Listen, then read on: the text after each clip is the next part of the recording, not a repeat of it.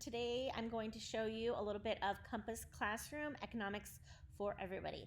This is a high school economics course and it is online. So I thought I would give you a little sneak peek into it and see what it's like and see if this will be a great fit for your family.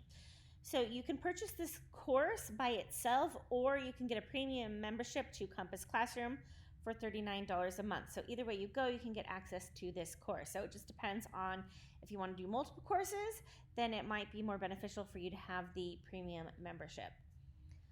Okay, so this course includes 13 lessons with 36 steps and 12 quizzes. What I like about this is it's very easy to follow.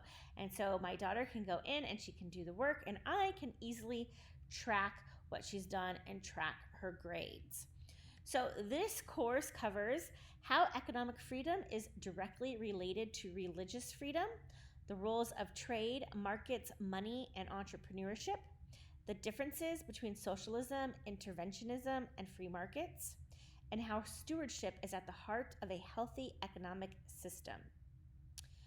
Okay, and the contents are an introduction, and then chapter 1 is "And God Created Economics," and there's 3 steps. And so what those steps look like are a lecture, a lesson, and then a quiz with multiple choice and short answer questions. And then we have chapter 2 is the economic problem of sin. And again, that is a lecture, which is video. You read the lesson and then take the quiz. I accidentally clicked on it, didn't mean to do that, so let's go back. Lesson 3 is the path from work to wealth. And then chapter 4 is the route from scarcity to plenty. Chapter 5 is the role of the entrepreneur. Chapter 6 is a tale of 2 theologies, part 1. Chapter 7 is a tale of 2 theologies, part 2. Chapter 8 is government intervention. Chapter 9 is the 2 mysteries of monetary. Chapter 10 is the welfare and corporate states of America. Chapter 11 is economics has consequences, and chapter 12 is kingdom economics. So I love how this course is biblically focused and totally relevant for Christians. Okay, so now I'm going to give you just a little look at what one of these lessons or these chapters look like. So let's go to the role of the entrepreneur. You just click on it, and then you can see the contents here. So I'm going to first go to the lecture.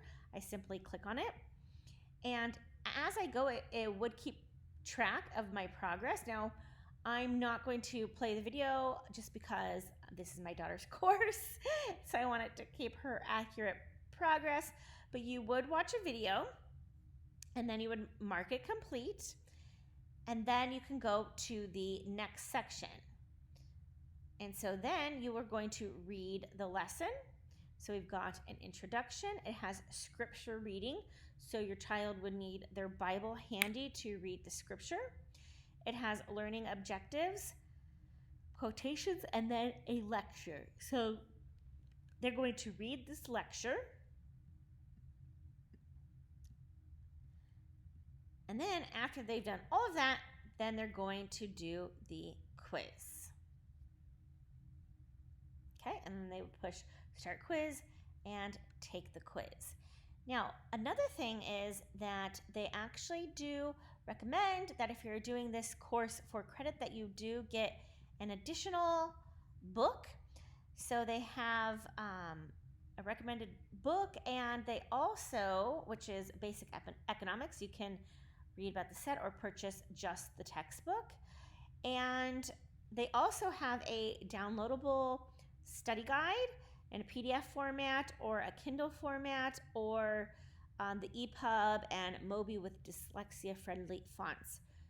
So you can also purchase that as a printed book if you don't have a printer or just simply don't want to print it.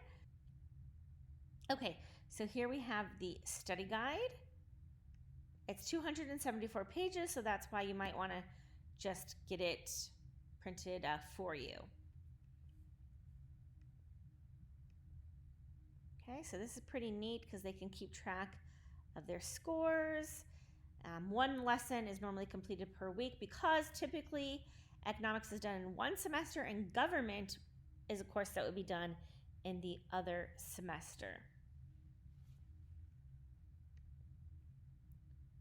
So I love this really easy way to keep track of the students' work. And it also tells you some optional work, which is to read chapters, read the chapters out of the basic economics book, and then purchase or check out a copy of this book, and it tells you what to read. And then it says an online version of the chapters here. So again, it's saying if you want to use this for credit, you should do these optional things. If you just want to do it for kind of fun, you don't need to do the optional things. But you as a homeschool parent, depending on your state laws and your homeschool requirements, you'll decide how you want to use that. But I do love how it is written out like this, very, very easy for the student to understand what to do. And what I like about this too is it gives the student freedom to kind of plan their week. So they have all of these things to do for lesson 1. This needs to be completed in 1 week. How are they going to do that? Do they want to do the entire thing in one day and just kind of knock it out? Or do they want to split it up and maybe do the online work one day and the optional work another day? I like that it has some scaffolding to it where it's giving them a list of what they need to do, but it also is providing them freedom. Of course, as the teacher, if you wanted to put in little dates next to this or something that you want them to specifically do this on, you totally could. But I love the fact that in high school, they have a little more freedom to manage their own assignments. So I really do like that. Okay, so it tells me write a 2 to 3 page paper and so on and so forth. So it gives you everything you need, the websites that you need, all of that. Here are some additional resources, textbooks, economics topics, and other books.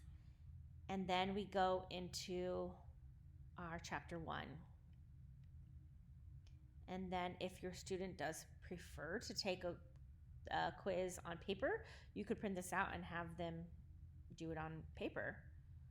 I also like this because as the parent, you can do these discussion questions out loud with them and just have them write these short answer questions. Or if you have a student who's struggling with writing, you could always have them orally do these short answer questions too.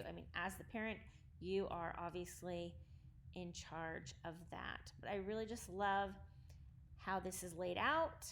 I love the look of this study guide, this textbook, and I love the online component because that is a great way to have accountability for the student and also a great way to take something off of my plate as the parent and teacher. So I really think it's great. So I hope this was helpful to you. We haven't used this yet. We won't be starting this until the end of July. So I will definitely give my review when she is done with it. I will give a complete review of what we thought of this curriculum, but so far it looks fabulous and I'm really excited for her to use it, and I'm really excited for her to learn and for me to learn too. And here's the answer key too in case you need it.